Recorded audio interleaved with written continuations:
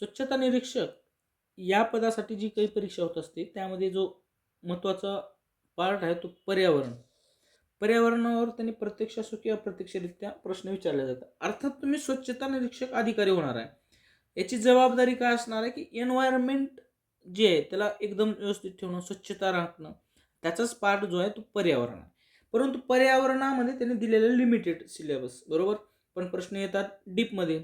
त्यामध्ये COP COP पण विचारलं जाऊ शकते, पुन्हा तुमचं शाश्वत विकास ध्येय पण विचारलं जाऊ शकते, UNFCCC पण विचारलं जाऊ शकते बरोबर. जेवढं काय आहेत बा स्टॉकहोम पारितोषिक याच्याबद्दलही विचारलं जाऊ शकते. म्हणजे असे असंख्य असे प्रश्न आहेत पर्यावरणामध्ये की ते विचारलं जाऊ शकते. ओके, मग त्या अनुषंगानं हा जो आता इथून जे सुरू होणार सर्व टॉपिक पर्यावरणाचे, त्याचे कमीत कमी आपण जास्त व्हिडिओ बनवत नाही मोठे, त्यामुळं आपल्याला 10 ते 15 मिनिटामध्ये जेवढं काही करता येईल तेवढं आपण व्यवस्थितरित्या सांगण्याचा प्रयत्न करू. प्रश्न बघा, आता हा व्हिडिओ बनवत असताना मी PYQ देखील वाचलेलं आहे की एन्व्हायरमेंट जे आहे, एन्व्हायरमेंट हा सॅनिटरी इन्स्पेक्टर पदासाठी एकदम महत्त्वाचा पार्ट आहे. आणि टू द एक्झाम पॉईंट करत असताना तुम्हाला डायरेक्टली असो की इनडायरेक्टली असो दोन्ही पद्धतीनं प्रत्यक्ष आणि अप्रत्यक्ष जे परिपूर्ण तयारी आहे ती परिपूर्ण तयारी करणं आवश्यक आहे. ओके, तुम्ही स्वच्छता निरीक्षक तांत्रिक डायरी पुस्तक घेतला असेल अशी अपेक्षा करतो. त्यामध्ये सर्व हे पॉईंट्स आहेतच.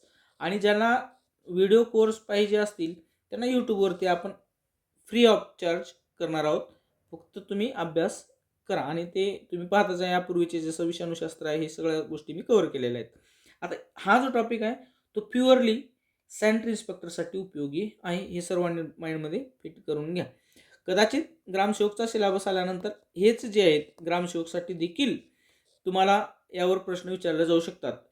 कॉमन सिलेबस आहे, त्यात थोडाफार बदल होऊ शकतो, परंतु पर्यावरण बदल हा ग्रामसेवकला पण आहे आणि स्वच्छता निरीक्षकला तर पर्यावरण पार्टशी हा स्पेसिफिकली त्यांनी दिलेला आहे. 2 मिनिटं तुम्हाला हे सांगण्यामध्ये गेलेलं आहे.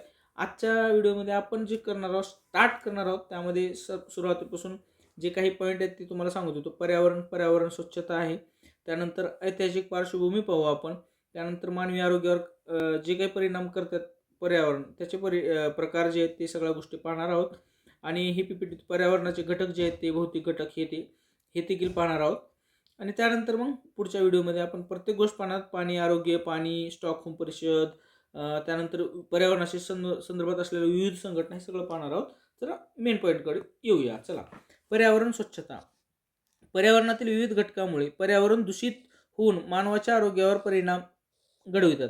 या घटकांचा मानवाच्या स्वाभाविक वाढ विकासावर परिणाम होतो. या घातकी परिणामावर नियंत्रण राखणे आणि मानवाचे आरोग्य अबाधित ठेवणे याला जागतिक आरोग्य संघटनेने पर्यावरण स्वच्छता म्हणलेलं आहे. मग आता एन्व्हायरमेंट सॅनिटेशन, पर्यावरण व पर्यावरण आरोग्य असे म्हटले जाते. ठीक आहे, पर्यावरण स्वच्छताची डेफिनेशन जी आहे जागतिक आरोग्य संघटनेने काय केलेली आहे ते तुम्हाला इथं दिलेली आहे. जागतिक आरोग्य संघटनेचे ज्यावेळेस तुम्ही अभ्यास आता इथं आलेला आहे, ठीक आहे, मी तुम्हाला 2 प्रश्न विचारतो, क्लिक केले, एक सोपा राहील. जागतिक आरोग्य संघटना जी आहे त्यामार्फत जागतिक आरोग्य दिन साजरा केला जातो, तो कोणत्या तारखेला केला जातो? हा सोपा प्रश्न राहील. कोणत्या तारखेला साजरा केला जातो? आणि आजचे WHO जे डायरेक्टर आहेत, अध्यक्ष, डायरेक्टर, काय महासंचालक जे आहेत ते कोण आहेत? हे करंट आहेत. आणि मी प्रश्न विचारला आहे, हे दोन्ही प्रश्न यापूर्वी आलेले आहेत. एक हा त्रिकालबाधित राहणार आहे, जो जागतिक आरोग्य दिन केव्हा आहे, आणि हा जो आहे तो काळानुसार बदलणार आहे. त्यामुळे या दोन्हीवर प्रश्न आलेले आहे. कृपया करून तुम्ही कमेंट बॉक्समध्ये टाईप करा. तुमचा टाईप केल्यामुळं येणाऱ्या काळामध्ये तुमच्या लक्षात राहील की काय अशा प्रकारचे प्रश्न येतात ते. त्यानंतर पुढे पर्यावरण हा शब्द फ्रेंच एन्व्हायर्न म्हणजे सभोवताल यापासून निर्माण झाला असून आपल्या सभोवतालच्या प्रत्येक घटकांचा पर्यावरणात समावेश होतो. सभोवतालचा परिसर म्हणजे पर्यावरण. ठीक आहे, जनरल गोष्ट आहे, परंतु या पॉईंटमध्ये तुम्हाला लिहायचे की लक्षात ठेवायचे की फ्रेंच या भाषेतून एन्व्हायर्न हा शब्द आलेला आहे. पर्यावरण एखाद्या सजीवाच्या जीवन आणि विकासावर परिणाम करणारी बाह्य परिस्थिती आणि प्रभावांची गोळाबेरीज म्हणजे पर्यावरण होय. डेफिनेशन बी लक्षात ठेवायचा प्रयत्न करत जा. ओघात तुमच्या लक्षात राहून जाईल, त्यात काही डाऊट नाही, परंतु काही वेळेस अशा प्रकारचं कन्फ्युजन होऊन जातं की पर्यावरणची डेफिनेशन देखील आपल्याला अचूकरित्या डिफाईन करता येत नाही किंवा त्याचं पर्याय निवडता येणार नाही, अशी गोष्ट होऊन जाते. आता ऐतिहासिक पार्श्वभूमी पाहूया. हडप्पा मोहनजोदडो संस्कृती या प्राचीन शहरामध्ये सांडपाण्याच्या निचऱ्याची व्यवस्था विकसित करण्यात आली होती. आता याच्या पुढे चालून मी तुम्हाला एक सांगतो की हडप्पा मोहनजोदडोच्या संदर्भात प्राचीन भारताचा इतिहास यावर प्रश्न जे आहेत ते प्रश्न विचारले गेलेले आहेत सरळ सेवेमध्ये. ते तुम्ही 6वी-7वीच्या पुस्तकामध्ये वाचू शकता. सम्राट चंद्रगुप्त मौर्य स्वच्छतेची देखभाल करण्याची जबाबदारी राज्यावर होती. आजारांची माहिती देणारी उत्तम यंत्रणा विकसित करण्यात आली होती. कोणाच्या कालखंडामध्ये? सम्राट चंद्रगुप्त मौर्य. कौटिल्याच्या अर्थशास्त्रातील उल्लेख. अर्थशास्त्र हे खालीलपैकी कोणत्या विद्वानांनी लिहिलेलं आहे असा प्रश्न परीक्षेत आलेला आहे. तर ते आहेत कौटिल्य, आणि हे तुम्हाला लक्षात ठेवणं आवश्यकच आहे, मॅन्डेटरी. ओके. नगर नियोजन, कचरा व्यवस्थापन, उपद्रव प्रतिबंध, मृतांची विल्हेवाट इत्यादी विषयी माहितीचा उल्लेख. ओके. अशा प्रकारे त्या पुस्तकात उल्लेख होता. त्यानंतर सम्राट अशोकाचा कार्यकाळ जो आहे, प्राचीन पाटलीपुत्र शहराच्या स्वच्छता व्यवस्थेचे वर्णन उपलब्ध आहे. ओके. त्यानंतर विजयनगर साम्राज्याची राजधानी असलेल्या हम्पी शहरातील अवशेषामधून स्वच्छतेच्या व्यवस्थेचे पुरावे मिळतात. हम्पीचं जर तुम्ही गेलेला असेल तर तुम्हाला तिथलं जे म्हणजे काय आहे, सर्व जे स्ट्रक्चर आहे हम्पीमधलं ते तुमच्या लक्षात येऊन जाईल की कशा प्रकारचं हम्पीची रचना केलेली आहे. त्या काळात कशा प्रकारचं असेल हम्पी ते विचार करा. तुम्ही एकदा व्हिजिट करा, एक नंबर आहे. काही जबरदस्त आहे हम्पी, त्यात काही डाऊटच नाही. मानवी आरोग्यावर जे परिणाम करणारे आहेत पर्यावरणाचे प्रकार जे आहेत ते आहेत 4. त्यामध्ये भौतिक पर्यावरण, जैविक पर्यावरण, आर्थिक पर्यावरण, सामाजिक पर्यावरण. यात थोडक्यात माहिती घेऊन घेऊ. भौतिक पर्यावरणामध्ये एखादी व्यक्ती व्यवसाय करत असताना, प्रवास करताना किंवा इतर अन्य शारीरिक हालचाली करत असताना हवा, पाणी, माती, विकिरण, उष्णता, थंडी अथवा अन्न भौतिक घटकांच्या संपर्कात येते त्याला भौतिक पर्यावरण असे म्हणतात.